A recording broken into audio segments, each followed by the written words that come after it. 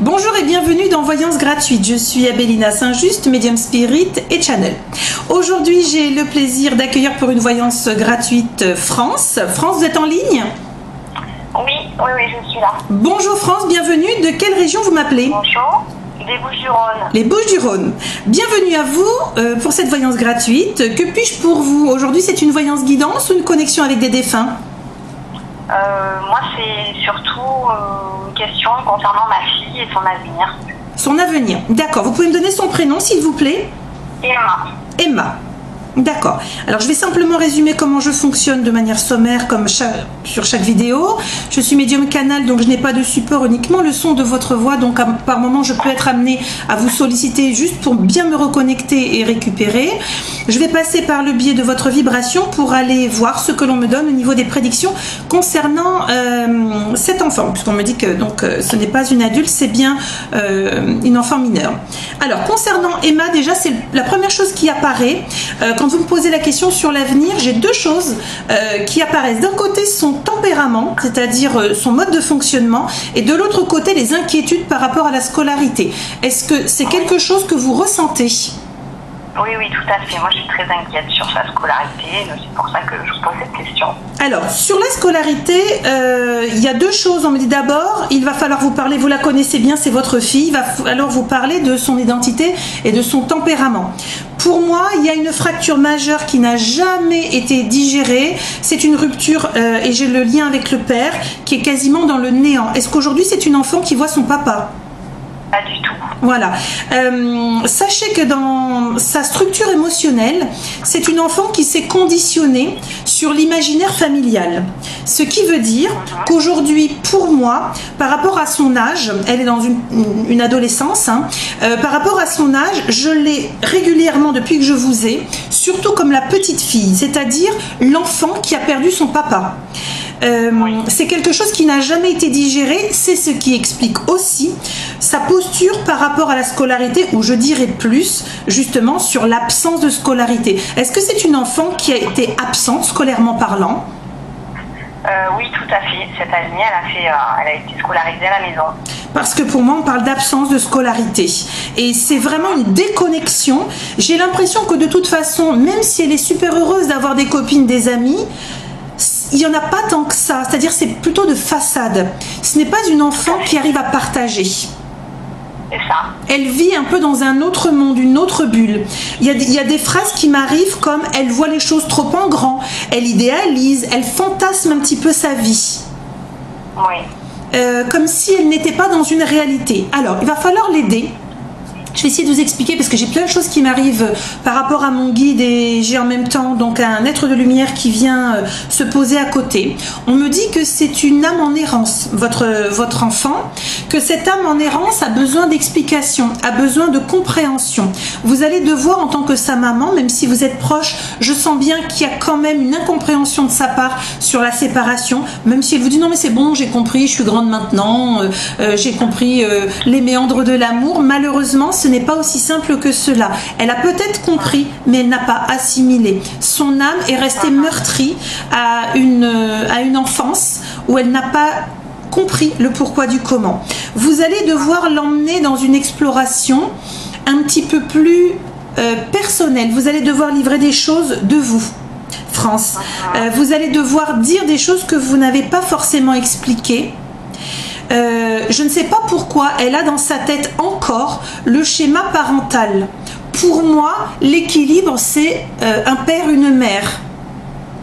Elle n'a jamais renoncé à l'idée d'avoir un foyer dit normal.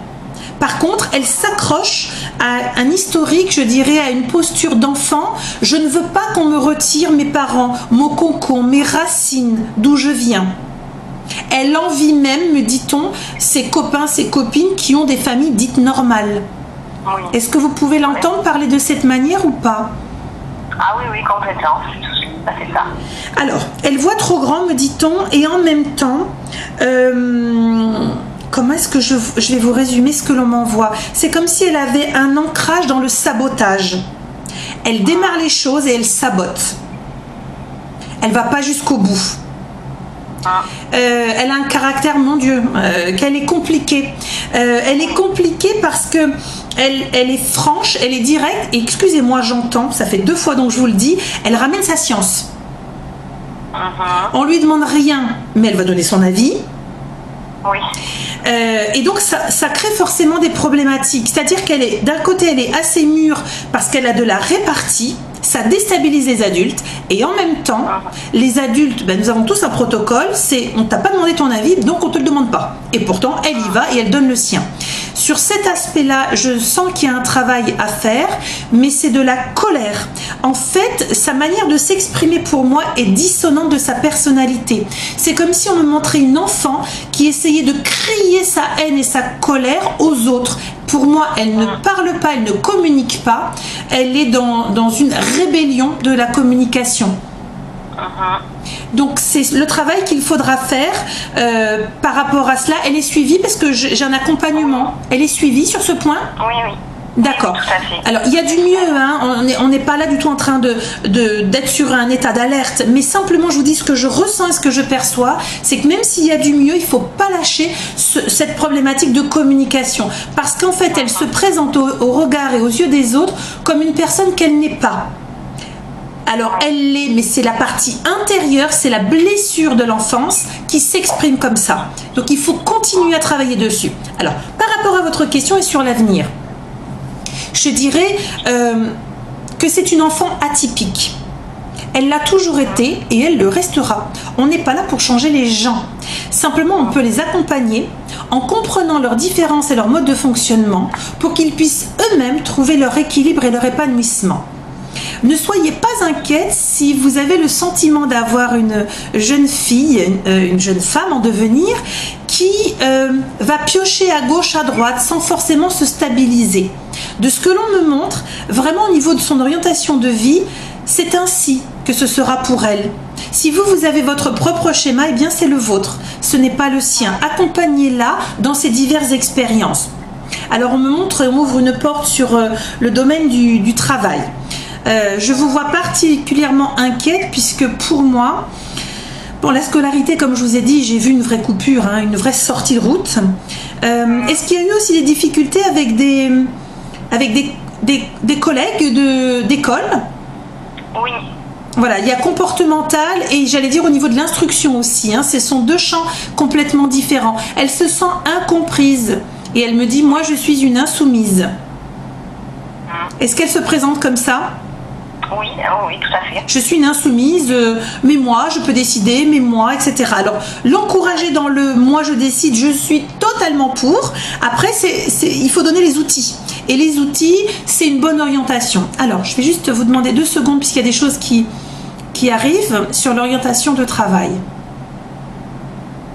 D'accord. Sûrement pas un métier traditionnel, plan répétitif, c'est impossible. Ça, c'est sûr. On m'ouvre une porte. Alors sur 2 choses qui me paraissent être intéressantes, je vérifie. J'ai le commerce, la communication, les échanges, et de l'autre côté la partie artistique créatrice.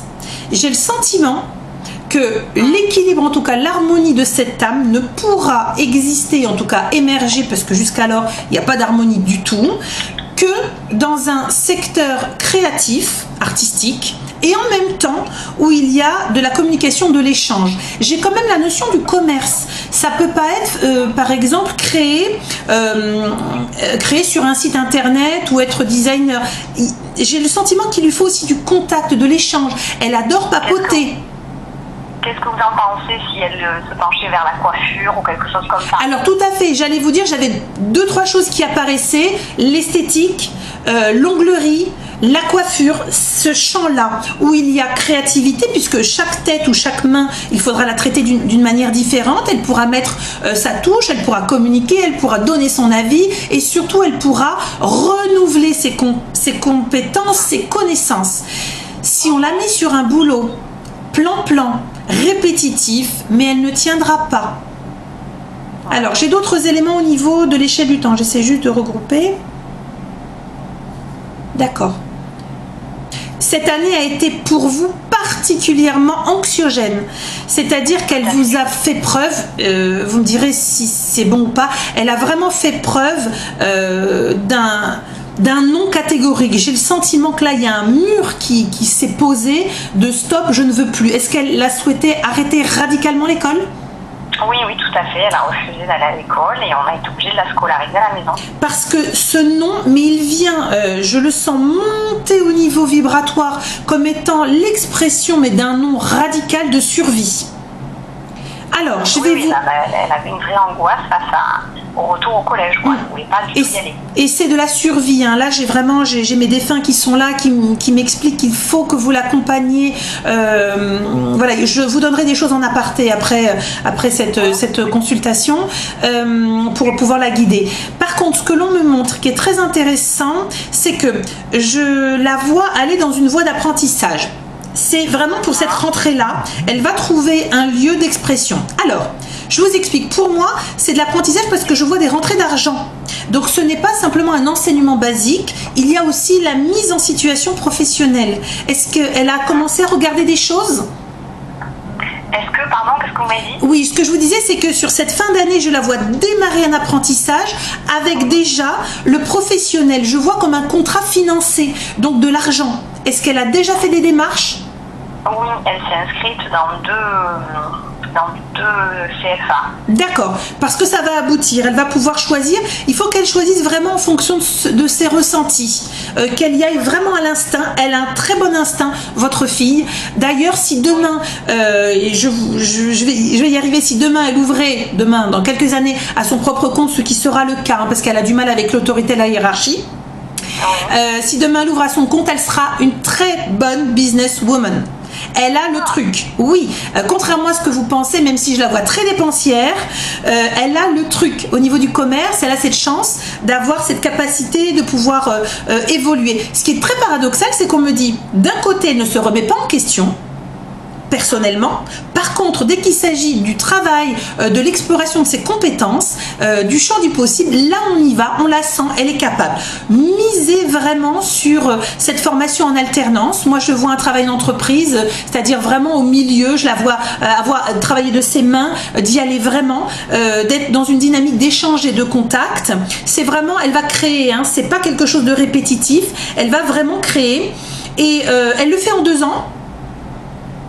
C'était prévu comme ça. Oui, parce que moi j'ai 2 années. 2 années et vous pouvez noter sur l'agenda donc de votre fille. Je pense que 2017, une belle année, vous allez être surprise. Et quand je vous dis surprise dans le bon sens du terme, elle est repartie sur quelque chose de nouveau. Et en même temps, l'année 2018 va là poser la stabilité avec des vraies rencontres, des vrais partenaires éducatifs, d'accompagnement sur le projet professionnel. Et je pense qu'en 2019, il n'est pas exclu qu'elle nous repasse un petit quelque chose en spécialité. Je sais qu'au moment où je vous parle, ça vous paraît improbable. Vous avez une enfant qui est sortie du système scolaire.